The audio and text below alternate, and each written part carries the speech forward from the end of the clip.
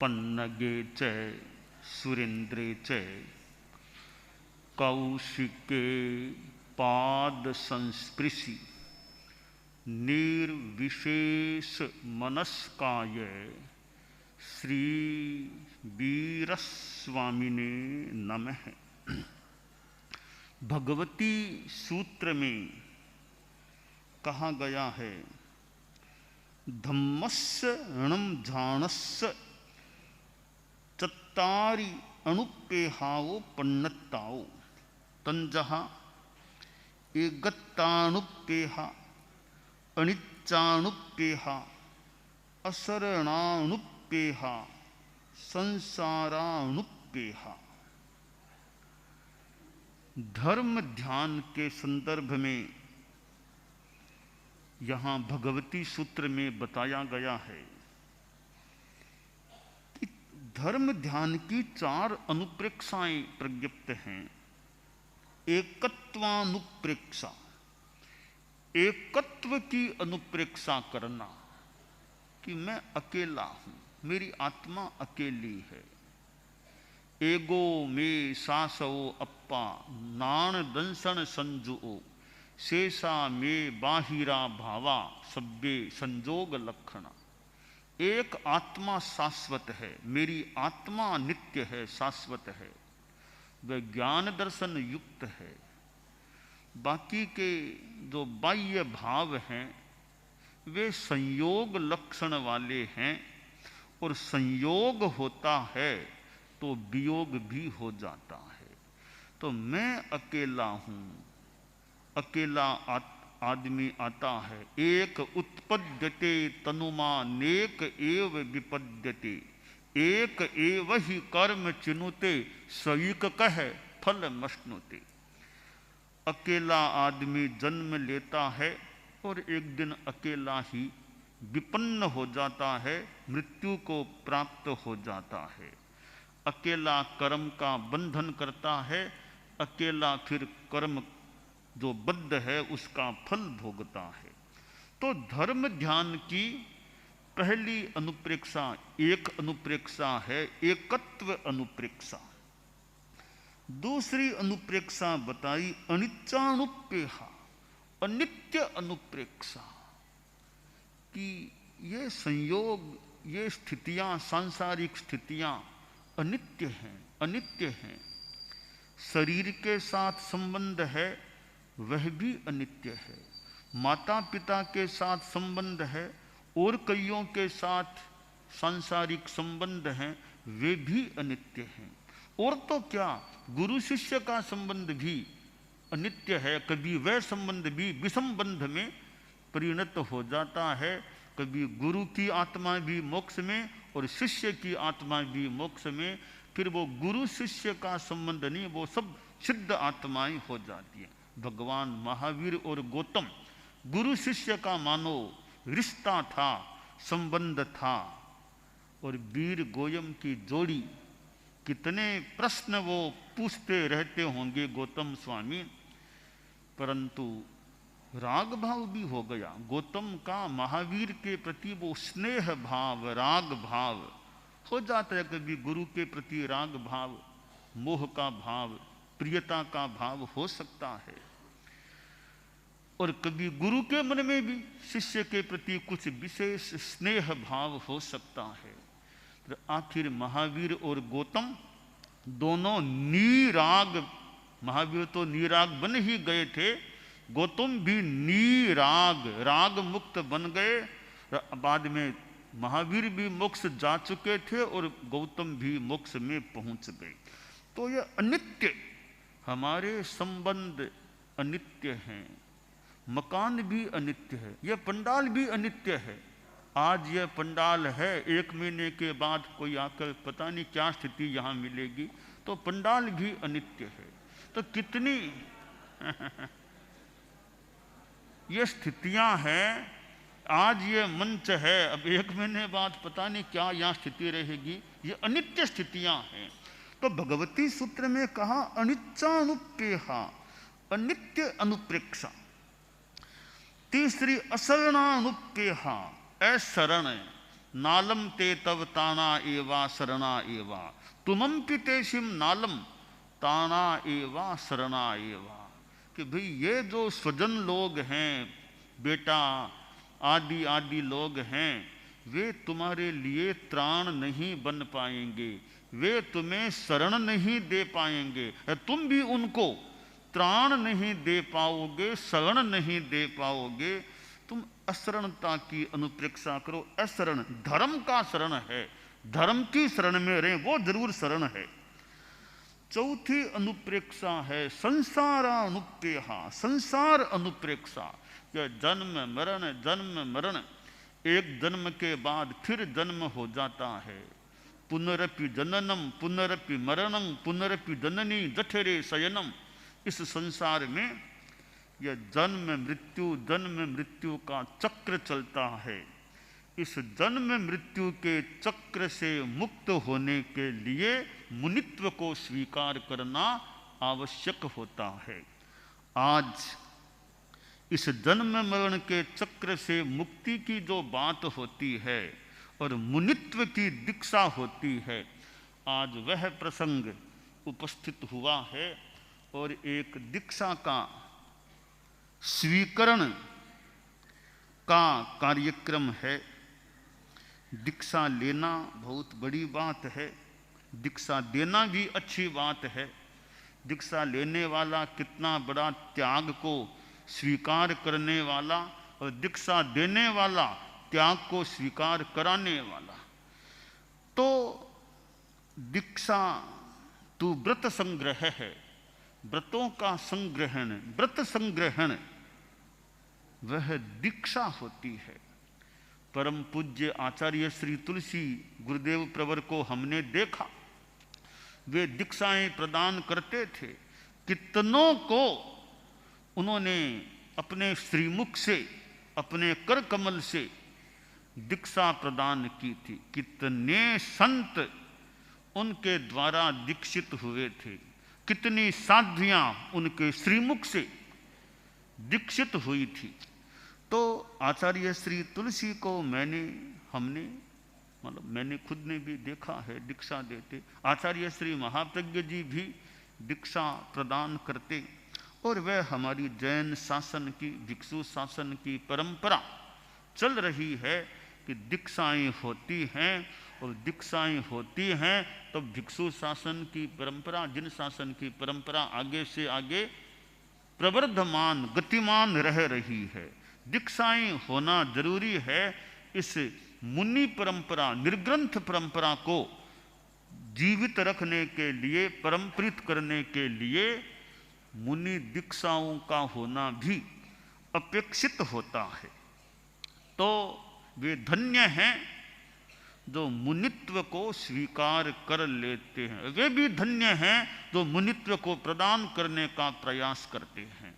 तो यह दीक्षा, मुनि दीक्षा, और वे भी फिर वृद्ध यानी अबाउ 77 अबाउट की उम्र में दीक्षा होना, यह भी थोड़ा विशेष प्रसंग है कि 77 वर्ष की अवस्था में दीक्षा।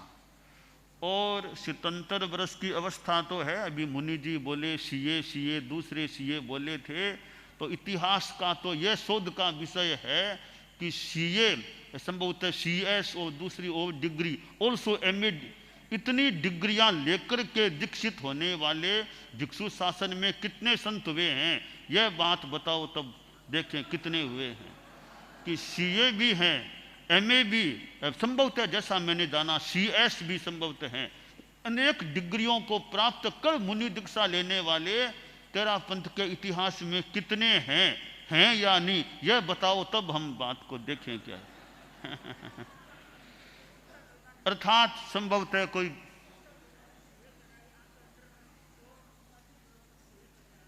कईयों को सीए कराया होगा, कईयों को सीए है ना कराया, कईयों को 100 को सीए करीब करा दिया है। मतलब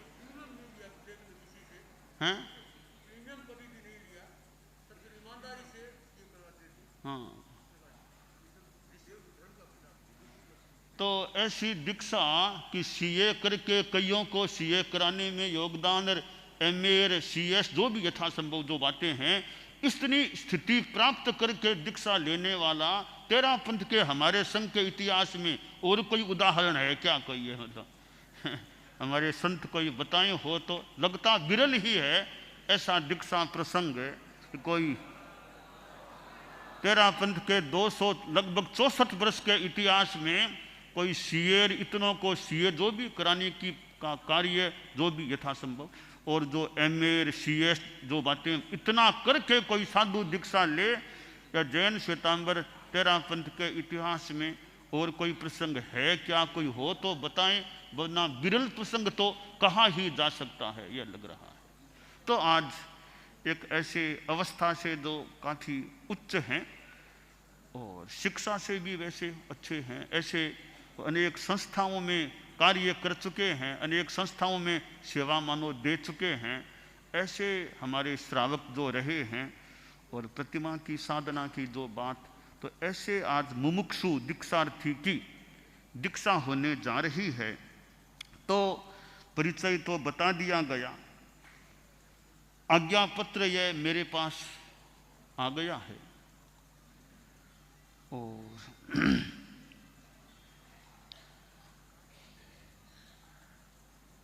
अब इनके मौखिक अनुमति भी मैं इनके जो दीक्षार्थी धनराज जी के जो रिलेटिव्स हैं, परिवार के मूल निकट व्यक्ति, उनसे मौखिक थोड़ी सी और मैं अनुमति लेना चाहूँगा।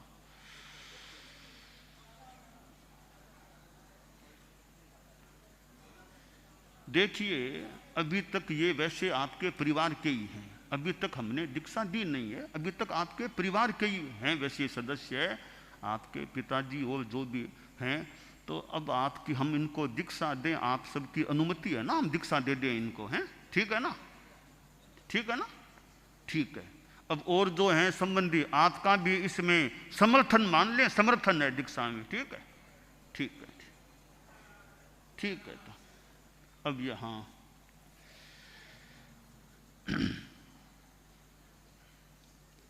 अब मैं मूल दीक्षा संस्कार की तरफ द्रुत गति से आगे बढ़ने का प्रयास कर रहा हूं, आप लोग देखें मेरे स्थान पर। मैं थोड़ा श्री धनराज जी से भी पूछना चाहूँगा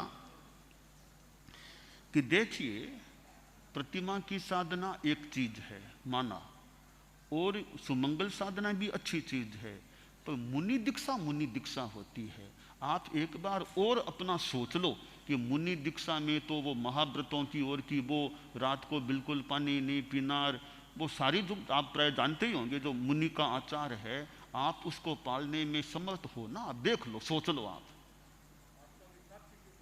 हैं? हाँ,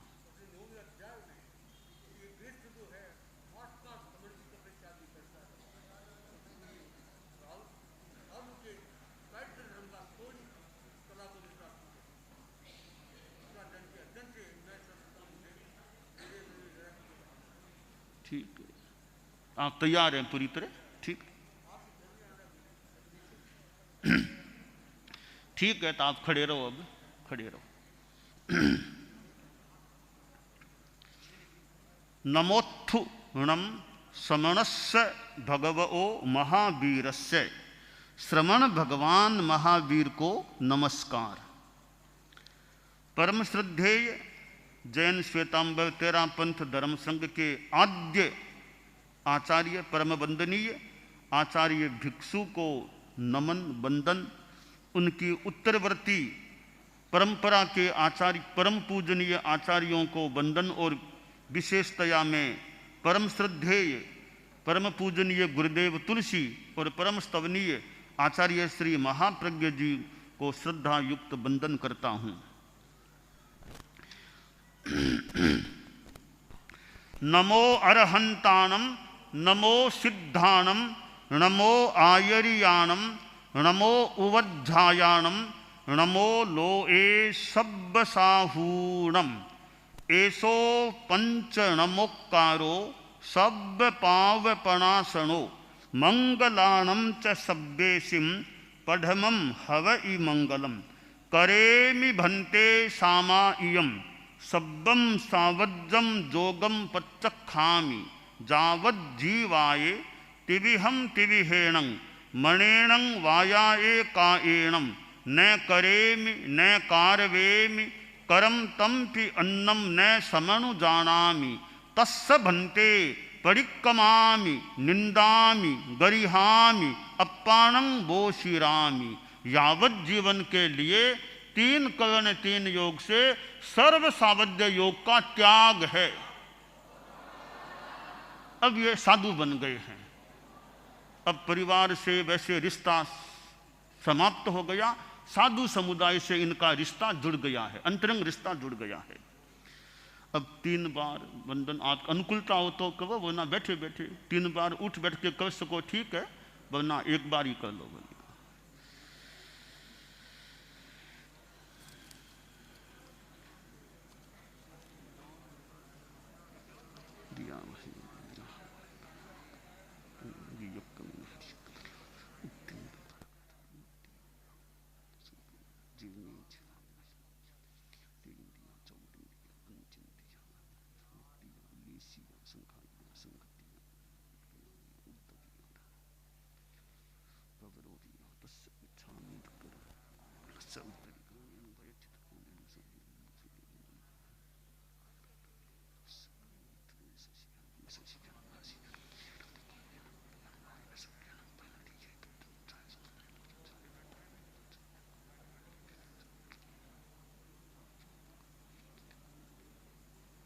अब अतीत की आलोचना आर्ष वाणी के द्वारा कराई जानी है। आर्ष वाणी है, वैसे तो प्रसिद्ध है श्रावक साधु समुदाय में, अर्थ पूरा समझे न समझे, कईयों के लिए कुछ अपरिचित पाठ भी हो, पर आर्ष वाणी है। इच्छामि परिक्कमी इरिया वही आये विराहणाये गमना गमने पाणक कमणे बीयक कमणे हरियक कमणे ओसा तिंग पणग दग मट्टी मक्कड़ा संताना संकमणे जे में जीवा विराहिया एगिंदिया बे इंदिया ते इंदिया चौरिंदिया पंचिंदिया अभिहया वत्तिया लेशिया संघाइया संघट्टिया परियाविया किलामिया उद्दविया ठाणाओ ठाणम संकामिया जीवयाओ बबरोविया तस्स मिच्छामि दुक्कडम तस्य उत्तरीकरणेन पायच्छित्तकरणेन विशोहीकरणेन विसल्लीकरणेन पावाणं कम्माणं निघ्घाय नट्ठाये ठामि काउस्सग्गम अन्नत्थ ऊशशियेणं नीशशियेणं खाशियेणं क्षीयेणं जम्भाइयेणं उड्डुयेणं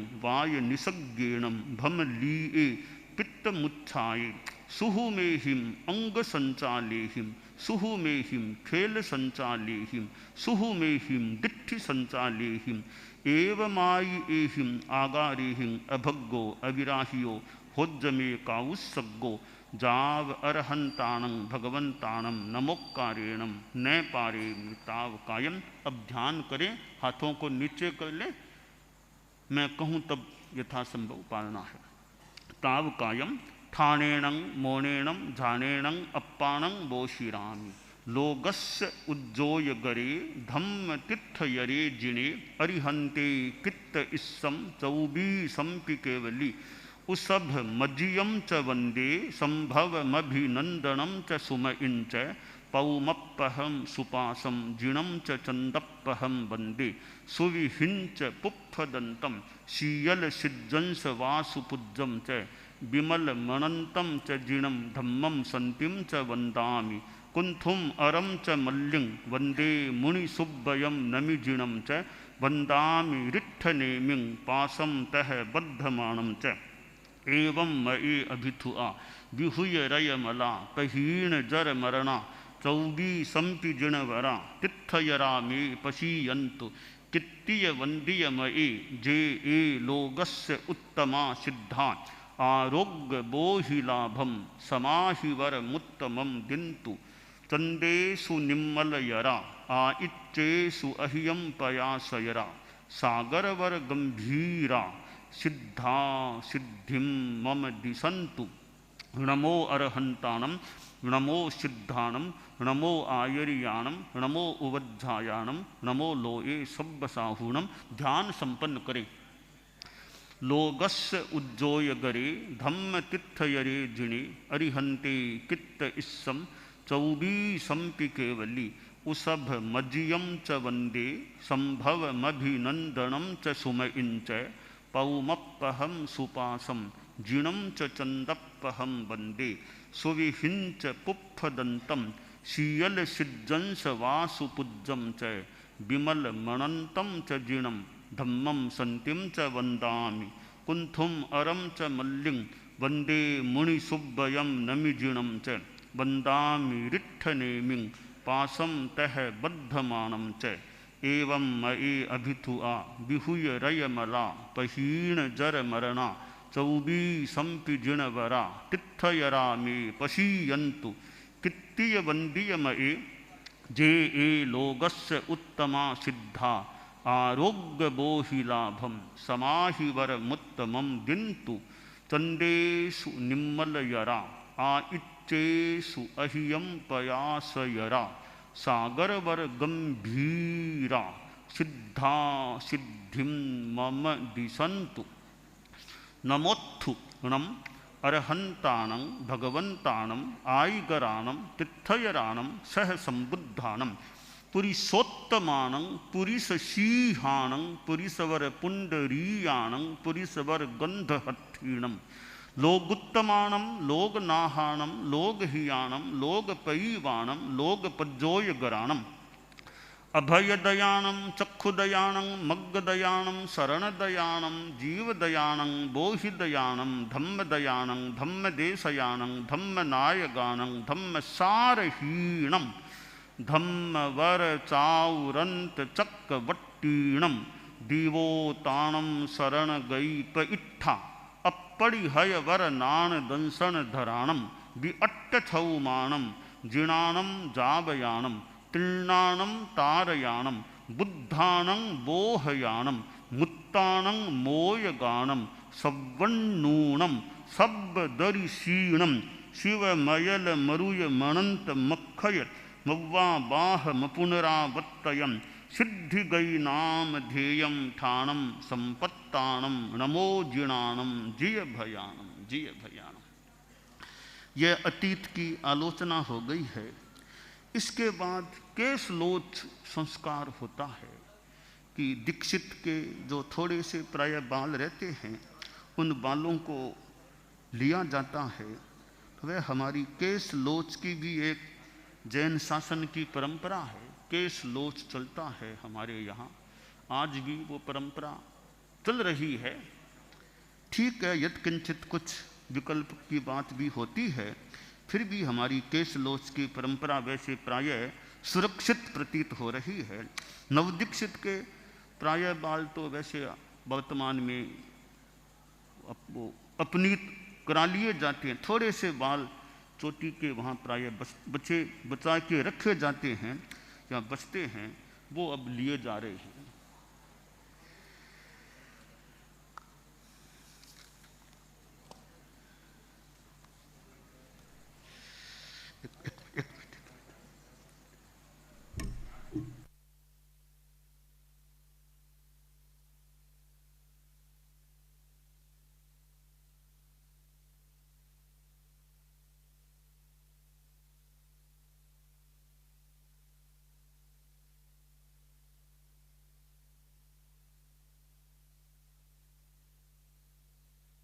हुए हैं, उनके सिर में थोड़े से केश हैं, उनका लुंचन करा रहे हैं गुरुदेव।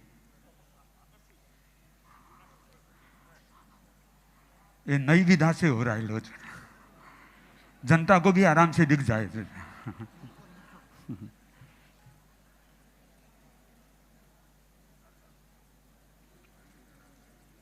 और इधर धनराज जी के संसार पक्षी नातीले भी कई साधु साध्वियाँ हैं। मुनि श्री कमल कुमार जी स्वामी, साध्वी सोमलता जी, परम यशा जी, विशाल यशा जी, विनम्र यशा जी और स्वर्गीय साध्वी धर्म यशा जी, ये कई साधु साध्वियाँ जो नातीले भी हैं।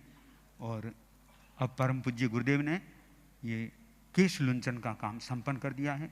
अब पुनः परम पूज्य गुरुदेव अपनी अमृत देशना आगे प्रारंभ कराएंगे।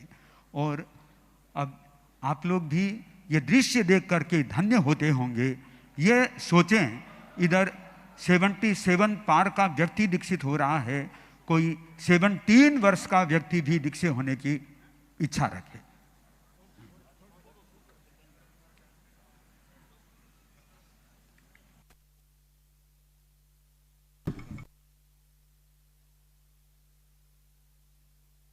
संस्कार हुआ वो मेरा बहुत प्राय मैं तो चोटी के बाल लिया करता हूँ, पीछे के बाल लेने का मेरा कोई नवदीक्षित का आज थोड़ी सी विशेष बात, मैंने पीछे के बाल लिए हैं, पीछे से लिए हैं। ये उम्र का तकाजा मान लें कि यहाँ तो बाल प्राय रहे, अब चोटी के तो बाल रहे नहीं होंगे, तो अवस्था पीछे के बाल रहे होंगे। इस हिसाब से तो मैंने नवदीक्षित के चोटी के बाल लेने का तो अभ्यास है मेरा, चोटी के बाल लेने का, पीछे के बाल का मेरा इतना अभ्यास नहीं है। आज थोड़ा विशेष काम कि मैंने मुंह इधर करा के पीछे के बाल लिए हैं। तो यह केशलोच संस्कार है। इसके बाद यह एक रजोहरण प्रदान होता है अहिंसा की साधना के लिए, पूंजनी रजोहरण। तो इनके तो मैंने हाथ में आज पश्चिम रात्रि में भी हाथ में रजोहरण देखा था। वो पूछते पूछते से मेरे इधर आ रहे थे, तो वो प्रतिमा की साधना का संस्कार होगा शायद। वो पूछते पूछते, अब ये मुनि जीवन के ये हमारा रजोहरण होता है। ये हमारे सामान्यतया साध्वी मतलब बहुलांशतया मान लें, साध्वी समुदाय तैयार करता है बहुलांशतया। तो ये रजोहरण ये एक पूंजनी होती है, ये छोटी और एक बड़ा, ये छोटी दोनों प्राय रखने की बात है। ये पुंज अभी मैं इनको रजोहरण, तो हमारी आगम की वाणी है, नाणेणम दंसनेणम च चरित्रेण तहेवय खंती ए मुत्ती ए बढ़मानो भवाहिये। ज्ञान दर्शन चारित्र शांति मुक्ति इन सब में वर्धमान रहो, खूब अच्छी साधना हो, अच्छा विकास हो।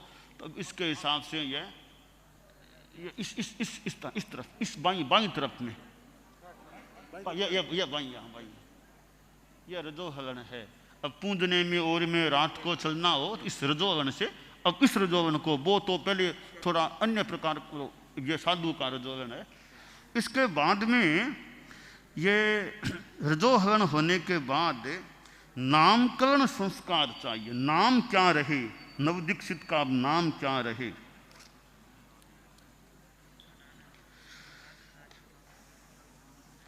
तो इनका ऐसे धनराज जी नाम था। धनराज नाम थोड़ा सांसारिक हो गया, थोड़ा धन की बात सांसारिक होती है, इसलिए वो धन तो हम इतना बढ़िया नहीं मानते साधु जीवन में।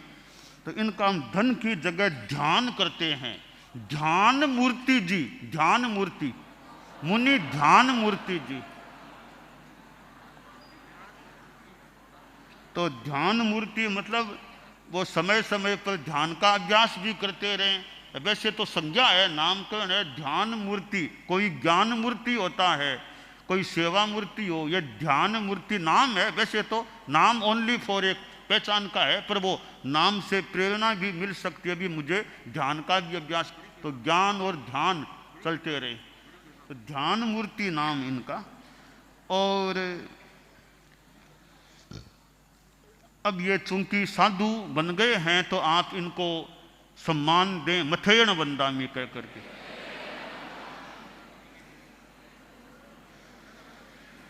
अब देखिए मुनि ध्यान मूर्ति जी, अब आप साधु बन गए हैं तो वैसे आप पहले से ही बहुत संभवतः परिचित हैं, जानकार होंगे।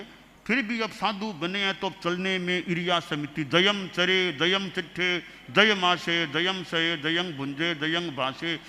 संयम पूर्वक चलना, संयम पूर्वक खड़ा रहना, संयम पूर्वक बैठना, संयम पूर्वक सोना, संयम से भोजन करना, संयम से बोलना, सहन करना, खूब अनुकूल प्रतिकूल आ जाए सहन करना। यह साधु जीवन है। तो खूब उम्र हालांकि बताया 77 लगभग है, उम्र का कोई खास बात नहीं, अपनी अच्छी साधना चले, चित्त में समाधि शांति रहे, जितना हो सके काम करने का। आपने कहा सेवा लेनी नहीं पड़े, तो जितने सेवा दे सके देने का, लेनी हो तो लेने का भी कोई संकोच की वाली बात नहीं है। तो ये मुनि हमारे नवदीक्षित ध्यान मूर्ति जी हैं। अब इनको चर्या आदि का प्रशिक्षण देख रेख, वैसे आचार्य का अनुशासन है ही। हमारे बहुश्रुत परिषद के सदस्य मुनि दिनेश कुमार जी, तो मुनि दिनेश कुमार जी की देख रेख में इनके पास यो और ज्ञान आदि वो सब विकास प्रशिक्षण का प्राप्त करने का। अच्छा, अब एक और होता है, थोड़ा भोजन की सामग्री भी नवदीक्षित को वो जन्म घुंटी की तरह मान लो, जन्म घुंटी की तरह दी जाती है। वो हम अंदर वहाँ जाने के बाद देने का प्रयास कर सकेंगे। और हाँ बोलिए, तुम भी बात बोलो। और यह है, अब वस्त्र की व्यवस्था पर मुनि रजनीश जी ध्यान दे लें, शादियों को देना हो वो शादियों को देने का। और इसके अलावा साधु साध्वियाँ उपस्थित हैं। अब चतुर्मास संपन्नता के काफ़ी निकट, यानी आज से 7वें दिन 28 नवंबर मिक्सर बदी एकम को बिहार है। तो साधु साध्वियाँ चारित्रात्माएँ हैं, जो सामान पारिहार्य का लाया हुआ हो, आलमारी है, कोई पाटा है और कोई चीज़ें लाई हुई हो, वो हमें यथास्थान अब बुलाने का प्रयास करना है। जो जहाँ से सामान जाचा हो लाया हो, मालिक को, सामान के मालिक को हमें अब धीरे धीरे काम सल्टाने का, सौंपने का प्रयास करना है। 28 नवंबर को बिहार कितने बजे करना दिनेश जी? 28 नवंबर को लगभग 10:15 बजे हमें उस भिक्षु विहार से अपना प्रस्थान कर देना का प्रयास यथासंभव है। और उस दिन पूज्य प्रवर का वैसे मुख्य प्रवचन कार्यक्रम यही रखा गया है। 9 से 10 तक मुख्य प्रवचन कार्यक्रम इसी पंडाल में, और फिर गुरुदेव के प्रवास स्थल से 10:15 बजे प्रस्थान 28 नवंबर को हो।